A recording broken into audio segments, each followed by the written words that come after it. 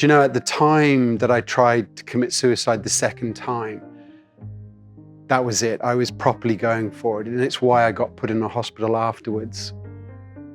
And if I had just allowed myself to continue down that path, I look back now and I think of all the things that I would have missed. Many years ago, I was in the Army. I was a British athlete as well, and everything around my life was about perfection. It was about success and succeeding, and I just drove myself into the ground.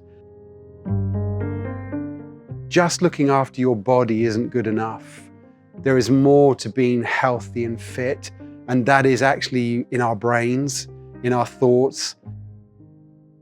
Everybody has mental health, and on any given day, you have good mental health and you have poor mental health. We all fluctuate through it.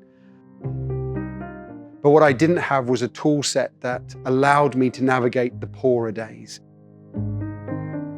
When I left the Army, I moved into high-performance coaching. Obsessed with human performance as a physical level. And I found that I could still be depressed, I could still have anxiety, I could still get panic attacks. So even though I was living my dream job and having a great time, fundamentally I still wasn't happy. I started leaning into the Wim Hof Method, and I found that the breathwork and the ice water brought me to a place where I could truly quiet the noise of my mind.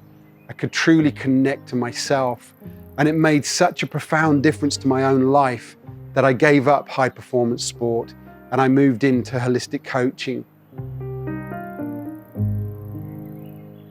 The humor in the Army is very dark. You deal with some very dark stuff. So the humor that would come back at you would be quite cutting if you ever decided to talk about it. And it's why I think we're in a situation where we have a lot of veterans who commit suicide. And one of the things I try to do above everything else is to talk openly, honestly about the suicide, about my depression, about my bipolar, but then also offer hope. Show that by embracing that darkness, there is a way forward, there is a way to the light.